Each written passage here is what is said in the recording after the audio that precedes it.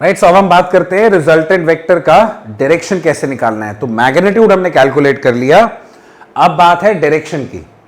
Direction किसी भी vector का अगर बताना हो तो उसका एक बहुत सिंपल सा तरीका होता है। डायरेक्शन बताने के लिए हम एंगल का यूज करते हैं।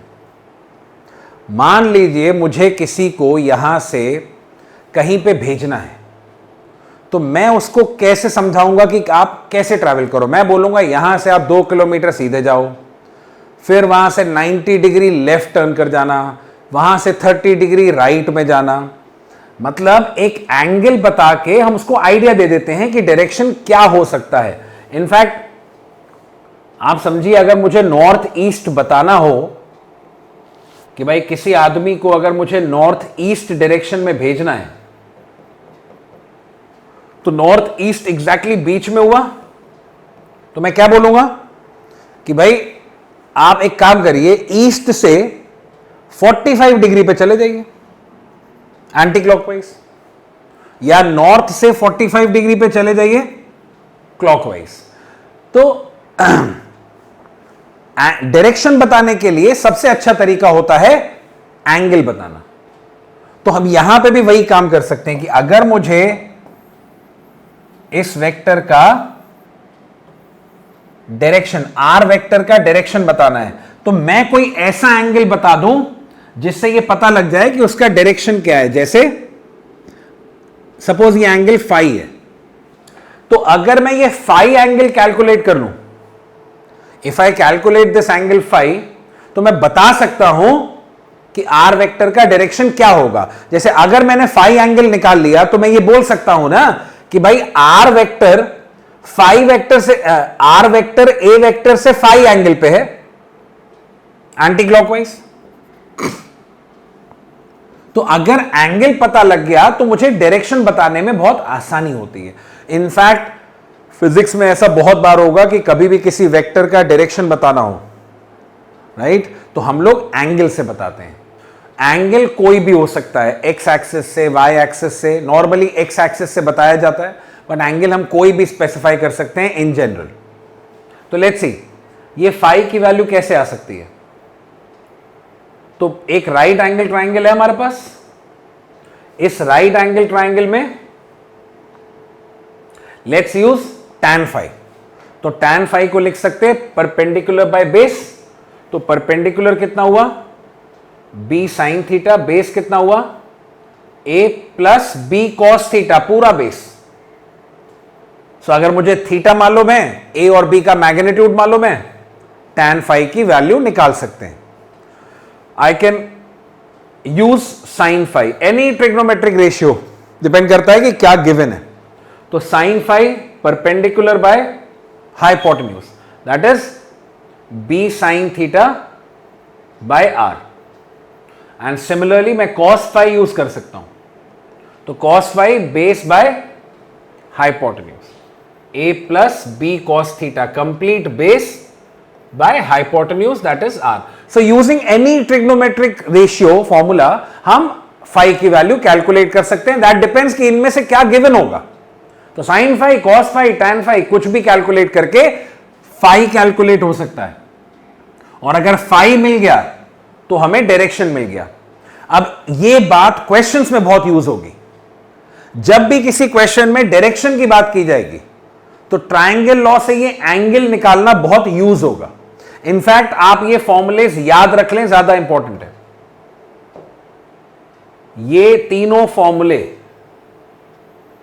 याद रख लें। और ये कैसे याद होंगे, मैं फिर एक हिंट देता हूं।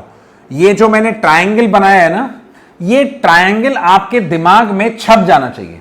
मतलब जब मैं एडिशन की बात करूंगा, राइट, तो ये आपके दिमाग में इमेज बन जानी चाहिए। नाउ अगर आपके दिमाग में ये इमेज बन गई, राइट, तो हमको ये याद करने की जरूरत नहीं पड़ेगी। tan phi perpendicular by base, sine phi perpendicular by hypotenuse, cos phi base by hypotenuse. आप देखेंगे कि अगर ये डायग्राम आपको याद है, you have this image in your brain, आपकी मेमोरी में है, तो जैसे ही एडिशन बोला ये ट्राइंगल इमेज बनी और आपने तुरंत tan phi sin phi cos phi कुछ भी लिख लिया। तो याद नहीं करना पड़ेगा, इतना आसान है ये। और ये कौन सा एंगल है, एक बात याद रखिएगा, ये फाई एंगल जो मैंने निकाला ये वो एंगल है जो रिजल्टेंट किसके साथ बना रहा है, वेक्टर ए के साथ।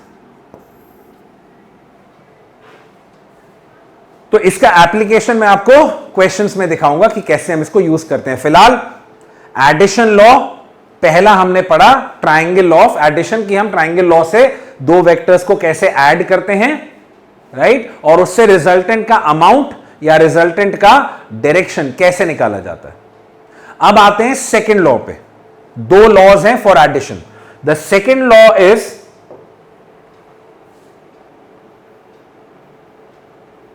Parallelogram law. Parallelogram law. अब ये लॉ पैरेललोग्राम लॉ क्यों बोला जाता है, अगेन सब समझ गए होंगे। ट्राइंगल लॉ इसलिए बोला क्योंकि ट्राइंगल फिगर बन रहा था। पैरेललोग्राम लॉ इसलिए बोला होगा क्योंकि पैरेललोग्राम बनेगा, राइट। तो देखते हैं, मान लेते हैं हमारे पास दो वेक्टर्स हैं,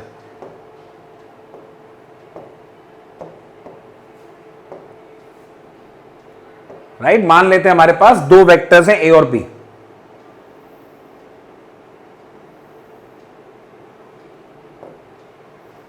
और फिर इनके बीच में एंगल थीटा है और मुझे इनको ऐड करना है।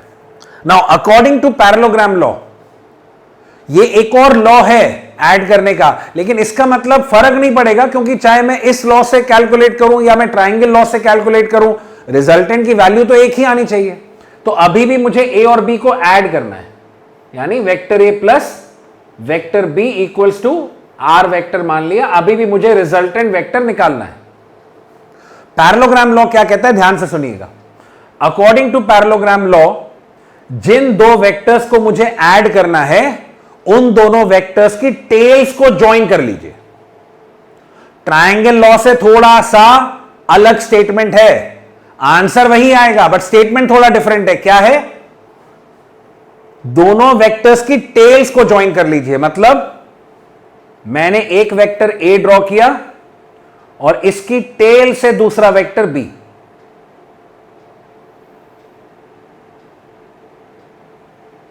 दोनों की टेल्स को ज्वाइन कर लें।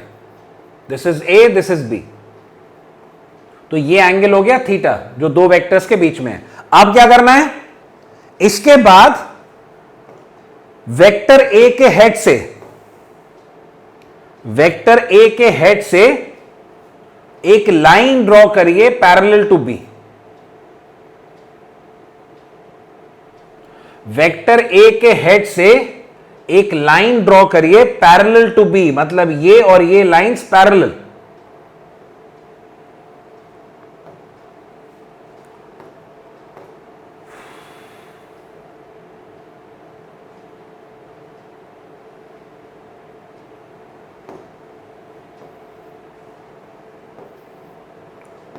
राइट, वेक्टर ए के हेड से एक लाइन ड्रॉ करिए पैरेलल टू बी। फिर बी के हेड से, और ये लाइंस पैरेलल, मतलब ये और ये पैरेलल हो गए। फिर बी के हेड से एक लाइन ड्रॉ करिए पैरेलल टू ए। बी के हेड से एक लाइन ड्रॉ करिए पैरेलल टू ए।